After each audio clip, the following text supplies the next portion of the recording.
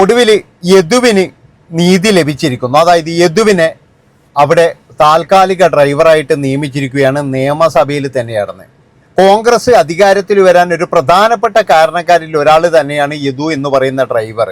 എന്താണെന്ന് നമുക്ക് എല്ലാവർക്കും അറിയാം. യദു കാരണം ആര്യ രാജേന്ദ്രൻ, അതുപോലെ തന്നെ എന്ന് പറഞ്ഞു കഴിഞ്ഞാൽ ആര്യയുടെ ഭർത്താവ്, പിന്നെ ഗണേഷ് കുമാർ, അതുമാത്രവുമല്ല ആര്യ പ്രചരണത്തിന് പോയി എന്നുള്ള ഒറ്റ തെറ്റുകൊണ്ട് മാത്രം ശിവൻകുട്ടി വരെ എന്ന് പറഞ്ഞു കഴിഞ്ഞാൽ മൂലക്കായി പോയി. അങ്ങനെ യദു എന്ന് പറയുന്ന ഒരു ഡ്രൈവർ അയാളുടെ അന്നം മുട്ടിച്ചതിനുള്ള ജനങ്ങൾ കൊടുത്തൊരു ശിക്ഷയാണ്. അതിൽ ജാതിയില്ല, മതമില്ല, രാഷ്ട്രീയമില്ല, ഒന്നുമില്ല. കാരണം എന്താ വെച്ചാൽ അതിൻ്റെ അകത്തുള്ള ഹുങ്കുകളും കാര്യങ്ങളൊക്കെ നമുക്ക് എല്ലാവർക്കും അറിയുന്നതാണ്.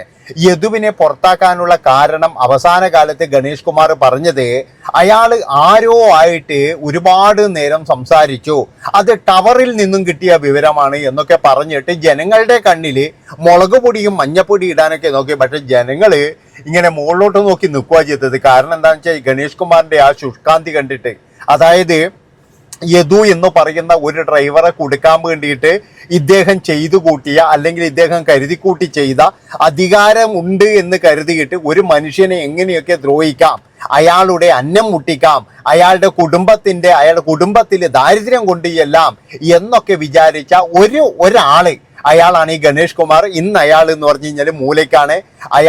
അതായത് അയാളോ അല്ലെങ്കിൽ യദുവുമായിട്ട് അയാളെ മണ്ഡലത്തിലുള്ളവർക്ക് ഒരു ബന്ധവുമില്ല. പക്ഷേ യദുവിൻ്റെ വേദനകളെല്ലാം എന്ന് പറഞ്ഞു കഴിഞ്ഞാൽ മാധ്യമത്തിലൂടെ എല്ലാവരും അറിഞ്ഞത് തന്നെയാണ്. അതുകൊണ്ട് തന്നെ എന്ന് പറഞ്ഞു കഴിഞ്ഞാൽ ഇവരെ എല്ലാവരെയും മൂലക്കിരുത്താൻ ഒരു കാരണക്കാരെന്ന് പറഞ്ഞാൽ യദു തന്നെയാണ്. പിന്നെ ചെറിയൊരു ഈഗോന്റെ പ്രശ്നത്തിൽ, അതായത് വണ്ടി തടയുക, അതിൽ നിന്നും ഇറങ്ങി വരിക, അധികാരത്തിന്റെ ഹുങ്ക്, കാരണം ഞാനൊരു മേയറാണ്, ഞാനൊരു MLA ആണ്, ഞാനൊരു വലിയ പാർട്ടീൻ്റെ ആളാണ് എന്നുള്ള തരത്തിൽ അധികാരത്തിന്റെ ഹുങ്ക് ആ ഡ്രൈവറെ മേലെ കാണിച്ചപ്പോഴേ, ആ പാവത്തിന്റെ ജോലി കളഞ്ഞപ്പോഴേ ഇവർക്ക് യാതൊരുവിധ വേദനയുണ്ടായില്ല. അതാണ് നിങ്ങൾ മനസ്സിലാക്കേണ്ടത്. പിന്നീട് യദുവിനെ കൊടുക്കാൻ വേണ്ടിയിട്ട് ഇവിടെ പലരെയും കൊണ്ടുവന്നു. പക്ഷെ ജനങ്ങൾ പറഞ്ഞു പോയിട്ട് പണിയുണ്ടോ നോക്ക്, അത് കയ്യിൽ വെച്ചാൽ മതിയായിരുന്നു. യദു എന്ന് പറയുന്ന ഒരു പാവപ്പെട്ട മനുഷ്യനെ കൊടുക്കാൻ വേണ്ടിയിട്ട് ഇവർ ഓടി നടന്ന് തെളിവുണ്ടാക്കുകയാണ്. അതിൻ്റെ ഇടയിൽ ഏതോ ഒരു സിനിമ നടി തൻ്റെ കാറിൻ്റെ മുമ്പിൽ പാമ്പാ, സൈഡ് കണ്ണില്ല, അതുകൊണ്ട് എന്നെ ഇങ്ങനെ കാണിച്ചു അങ്ങനെ കാണിച്ചു എന്നൊക്കെ പറഞ്ഞിട്ട് അങ്ങനെയും കുറേ വന്നു. നാട്ടുകാരാണെങ്കിലോ ഇത് മുഴുവൻ എടുത്തിട്ട് എന്ന് പറഞ്ഞു കഴിഞ്ഞാൽ അങ്ങ് വെളിയിലേക്ക് കളഞ്ഞ് ഇവരെയും പിടിച്ച് തൂക്കിയെറിഞ്ഞു. ഉള്ള കാര്യം പറയുന്നതിന് എന്താ, അതായത് ഗണേഷ് കുമാർ എന്ന് പറയുന്ന ഒരു തലതൊട്ടപ്പൻ, അല്ലെങ്കിൽ എൻ്റെ അപ്പൻ്റെ കാശ് കൊണ്ട് നക്കിയവന്മാർ ഇവിടെയെല്ലാം ഇന്ന് മണ്ഡലത്തിലെ ജനങ്ങളെ പറഞ്ഞൊരു വ്യക്തി, അയാൾ ഇപ്പോഴും മൂലക്കായതിൻ്റെ പ്രധാനപ്പെട്ട കാരണം യദുവല്ലേ. പിന്നെ ആര്യ രാജേന്ദ്രൻ ഇപ്പോഴും എന്ന് പറഞ്ഞു കഴിഞ്ഞാൽ ഒരു സ്ഥലത്ത് പോലും അടുപ്പിക്കുന്നില്ല. ആര്യ രാജേന്ദ്രനെ ശരിക്കും പറഞ്ഞ് ഇവര് നാണം കെടുത്തി വിടുകയെന്നേ ഞാൻ പറയുന്നുള്ളൂ. അതായത് ഓരോ സ്ഥലത്ത് പോയിട്ട് ഇപ്പൊ ആര്യ തന്നെ അവസാനം പറയേണ്ടി വന്നു, എന്നെ ഇങ്ങനെ കുറ്റപ്പെടുത്തുന്ന ഒന്ന് നിർത്തിക്കൂടെ എന്ന്. അതായത് കേൾക്കുന്നതിനൊരു ഇതില്ലേ. പിന്നെ സച്ചിൻ ദേവ് എന്ന് പറയുന്ന മണ്ഡലത്തിൽ ആരെ കൊണ്ട് നിർത്തി കഴിഞ്ഞാലും ജയിക്കുന്ന ഒരു മണ്ഡലമാണ് സച്ചിൻ ദേവിന്റെ ബാലുശ്ശേരി മണ്ഡലം. ആ മണ്ഡലം വരെ കൈവിട്ടു പോയി എന്നുള്ളതാണ്. ഗണേഷ് കുമാർ മൂലക്കായി, സച്ചിൻ ദേവ് മൂലക്കായി, പിന്നെ എന്ന് പറഞ്ഞാൽ ആര്യ രാജേന്ദ്രൻ മൂലക്കായി, അതുപോലെ തന്നെ ശിവൻകുട്ടി മൂലക്കായി. പിന്നെ വേറെ ഒന്നുമല്ല, BJP ഗവൺമെന്റിന് മറ്റേ തിരുവനന്തപുരം ആ നഗരസഭ അല്ലെങ്കിൽ കോർപ്പറേഷൻ എന്ന് പറഞ്ഞു കഴിഞ്ഞാൽ കൊടുക്കേണ്ടി വന്നത് തന്നെ യദുവിന്റെ പ്രശ്നത്തിലാണ്. ഞാൻ പറഞ്ഞല്ലോ, നാട്ടുകാരൻ നിങ്ങൾ ഇനി എന്ത് പറഞ്ഞു കഴിഞ്ഞാലും അവര് കൃത്യമായിട്ടൊന്നും പറയാൻ നിരീക്ഷിക്കുന്നവരാണ്. അതാണ് നിങ്ങൾ മനസ്സിലാക്കേണ്ടത്. അതായത് ഇപ്പോഴേ എല്ലാ ജില്ലകളിലും ഞാൻ പറഞ്ഞല്ലോ യദുവിന്റെ ഫാൻസ് ഒന്നും അല്ല എല്ലാവരും. പക്ഷെ യദു എന്ന് പറയുന്ന ഒരു പാവൻ ഡ്രൈവറോട് നിങ്ങൾ അധികാരവർഗങ്ങൾ മുഴുവൻ കാണിച്ചപ്പോഴേ, അധികാര ഗർവുകൾ കാണിച്ചപ്പോഴേ അവിടെ ആ മനുഷ്യൻ തകർന്നുപോയി എന്നുള്ളതാണ്. ആ മനുഷ്യന്റെ ജോലി പോയി. നിങ്ങളൊന്ന് ആലോചിച്ച് നോക്കറ. അതായത് നമ്മളൊക്കെ എന്തൊക്കെ പ്രതീക്ഷയിലാണ് ഒരു ജോലി ചെയ്യുന്നത്.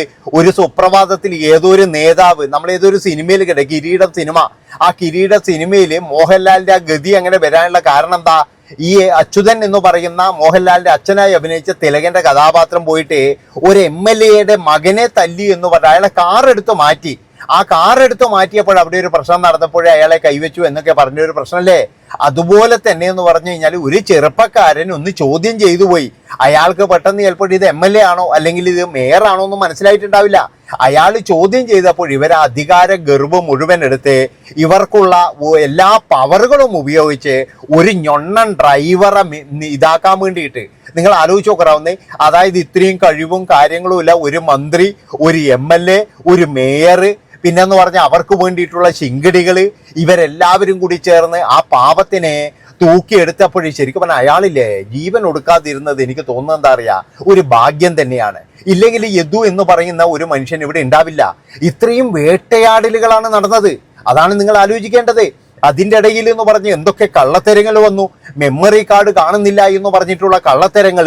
ഇയാൾ ഏതോ ഒരു സ്ത്രീയെയാണ് വിളിച്ച് പഞ്ചാര അടിച്ചു കൊണ്ടിരിക്കുന്നത് എന്നുള്ള തരത്തിൽ ഇയാളെ തകർക്കാൻ വേണ്ടി നോക്കല്. ഞാൻ പറഞ്ഞല്ലോ, എന്തെങ്കിലും ഒരു കാര്യത്തിൽ ആർക്കെങ്കിലും ഇഷ്ടക്കേട് തോന്നിക്കഴിഞ്ഞാൽ ഞാൻ നിമിഷം എന്ന് പറഞ്ഞ ഒരു കാര്യമുണ്ട്. സ്ത്രീകളെ വിളിച്ച് പഞ്ചാര അടിക്കൽ എന്ന് പറഞ്ഞു കഴിഞ്ഞാൽ പിന്നെ ഓൻ്റെ വായ അടഞ്ഞ് പിന്നെ ഒന്നും മിണ്ടൂല.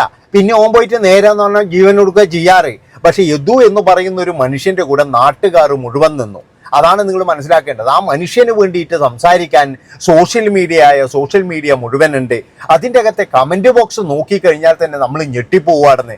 അത്രത്തോളം യദുവിനെ സപ്പോർട്ട് ചെയ്തുകൊണ്ട് അവസാന കാലത്ത് എന്ന് പറഞ്ഞാൽ യദുവിൻ്റെ ജോലി പോയതിന് ശേഷം യദു ഫുഡ് ഡെലിവറിയൊക്കെ ചെയ്തിട്ടാണ് പിന്നീട് ജീവിക്കുന്നത്. അതായത് സ്ഥിരമായിട്ട് കിട്ടുന്ന ഒരു വരുമാനം നിലച്ചു. പിന്നീട് അയാൾക്ക് എന്ന് പറഞ്ഞാൽ അതിൻ്റെ പേരിൽ ഒരുപാട് പഴി കേൾക്കേണ്ടി വന്നു. അതുപോലെ തന്നെ എന്ന് പറഞ്ഞാൽ ഇവരുടെ എന്താ പറയുക കളിയാക്കലുകൾ, അതായത് MLA-യോടും മറ്റേവരോടൊക്കെ ആണോടാ ഇങ്ങനെ സംസാരിക്കുന്നത്, നട്ടെല്ലില്ലാത്ത കുറേ ആൾക്കാരുണ്ടാകും. അതായത് ഇവരെന്തെങ്കിലും പറയുമ്പോഴിങ്ങനെ തൊഴുത് പിടിച്ചു നിൽക്കുന്ന ഒരുപാട് ആൾക്കാരുണ്ടാകും, നമുക്ക് എല്ലാവർക്കും അറിയുന്ന. അപ്പൊ നിങ്ങളൊരു കാര്യം ആലോചിച്ച് നോക്ക്, എത്രമാത്രം ആ മനുഷ്യൻ അവസാന കാലത്ത് ബുദ്ധിമുട്ടിയിട്ട് അയാളുടെ എന്താ പറയേണ്ടത് ഒരുപാട് മാനസിക വിഷമത്തിലൂടെയാണ്. പക്ഷെ അപ്പോഴൊക്കെ എന്ന് പറഞ്ഞാൽ ജനങ്ങൾ കട്ടൊക്കെ കൂടെ നിന്നില്ലേ ആ മനുഷ്യന് വേണ്ടിയിട്ട്. എല്ലാവരും അതിജയിക്കുക. ഞാൻ പറഞ്ഞല്ലോ, രാഷ്ട്രീയം വരെ മറന്ന്, അതായത് CPM-ന്റെ ആൾക്കാർ വരെ, അവർ വരെ എന്ന് പറഞ്ഞു കഴിഞ്ഞാൽ എന്തിന് ഈ ഒരു പാവൻ ഡ്രൈവറെ ദ്രോഹിച്ചു, എന്തിനു വേണ്ടിയിട്ടാണ് ഈ മനുഷ്യൻ ഇങ്ങനെ ദ്രോഹിക്കുന്നത് എന്നുള്ള തരത്തിൽ അവർ വരെ കൂടെ നിന്നു എന്നുള്ളതാണ്. അത്രത്തോളം എന്ന് പറഞ്ഞു കഴിഞ്ഞാൽ മനുഷ്യന്മാരെല്ലാവരും ഈ എന്താ പറയേണ്ടത്, ഈ ആര്യ രാജേന്ദ്രനും മറ്റേവർക്കായാലും അവർക്കെതിരെയൊക്കെ നിന്ന് ഏതായാലും ഞാൻ പറഞ്ഞല്ലോ, ഭരണം വീണ്ടെടുക്കാൻ വേണ്ടിയിട്ട് ഒരു പ്രധാന കാരണം എന്ന് പറഞ്ഞാൽ യദു തന്നെയാണ്. യദു കാരണം എനിക്ക് തോന്നുന്നത് ഒരു 10 സീറ്റെങ്കിലും നിങ്ങൾക്ക് അധികം കിട്ടിയിട്ടുണ്ടാകും. അതായത് 10 സീറ്റ് അധികം കിട്ടിയിട്ടുണ്ട് യദു കാരണം അവർക്കൊരു 10 സീറ്റെങ്കിലും അധികം കിട്ടിയിട്ടുണ്ടാവും. അത്രയേ ഉള്ളൂ. അതായത് 10 സീറ്റ്. എന്താ കാരണം എന്ന് പറഞ്ഞു കഴിഞ്ഞാൽ ഈ 10 സീറ്റ് എന്ന് പറഞ്ഞു കഴിഞ്ഞാൽ കാലാകാലങ്ങളായിട്ട് CPM ഭരിക്കുന്ന സീറ്റാണ്. അല്ലാതെ എന്ന് പറഞ്ഞു കഴിഞ്ഞാൽ ഇത് അവരെടുക്കുന്ന എന്താ പറയേണ്ടത്, അങ്ങോട്ടും ഇങ്ങോട്ടും ചാഞ്ചാടി കളിക്കുന്ന സീറ്റൊന്നുമല്ല. അങ്ങനെ ഇവരെയൊക്കെ വെറുത്തത് കൊണ്ട് മാത്രം എന്ന് പറഞ്ഞു കഴിഞ്ഞാൽ LDF-ന് ഒരുപാട് വോട്ട് പോയി. അതുപോലെ കോൺഗ്രസിന് എന്ന് പറഞ്ഞു കഴിഞ്ഞാൽ ഭരണം കിട്ടി. അതിനൊക്കെ കാരണക്കാരനായ യദുവിനെ അവർ മറന്നില്ല. അതാണ് നിങ്ങൾ മനസ്സിലാക്കേണ്ടത്. നമ്മളൊക്കെ കോൺഗ്രസിന് ഭരണം കിട്ടിയപ്പോൾ തന്നെ പറയുന്ന ഒരു കാര്യമാണ് യദുവിനൊരു ജോലി, യദുവിന് കൃത്യമായിട്ടും ആ KSRTC-യിൽ ജോലി കൊടുക്കണമെന്ന്. ഏതായാലും അതിലും മുന്തിയ ജോലി തന്നെയാണ് കൊടുത്തിരിക്കുന്നത്. താൽക്കാലിക ഡ്രൈവർ ഇതായിട്ടാണ് കൊടുത്തിരിക്കുന്നത് നിയമസഭയിൽ തന്നെ. അതിൽ വളരെയധികം സന്തോഷമുണ്ട്. കാരണം എന്താണെന്ന് വെച്ചാൽ ഞാൻ പറഞ്ഞല്ലോ, ആ നന്ദി അത് ഒരിക്കലും നമ്മൾ മറക്കാൻ പാടില്ല. ആ മനുഷ്യൻ ഒരുപാട് അനുഭവിച്ചിട്ടുണ്ട്. നട്ടെല്ലുള്ള ആ മനുഷ്യനാണ് അയാൾ നട്ടെല്ലുള്ളവനാണ്. വേറെ ഏതെങ്കിലും ആളാണെങ്കിൽ പോയിട്ട് ഇങ്ങനെ തൊഴുത് നിൽക്കുകയില്ല.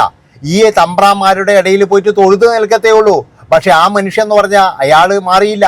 അയാളെ പിന്നീട് ഇവർ BJP-കാരനാക്കി, അയാളെ പിന്നീട് ഇവർ കോൺഗ്രസ്സുകാരനാക്കി, അയാളെ പിന്നീട് എന്ന് പറഞ്ഞു കഴിഞ്ഞാൽ വേറെ ഏതെങ്കിലും അയാളെ പേര് വേറെ ഏതെങ്കിലും ആണെങ്കിൽ ലീഗുകാരനും ആക്കിയേനെ.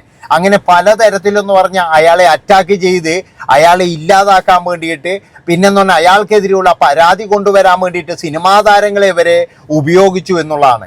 ഏതായാലും ഇത്രയും പറഞ്ഞുകൊണ്ട് ഈ ഒരു വീഡിയോ ഇവിടെ വെച്ച് വൈൻഡപ്പ് ചെയ്യാണ്. അടുത്ത വീഡിയോ ആയിട്ട് വരുന്നവരെ നന്ദി, നമസ്കാരം.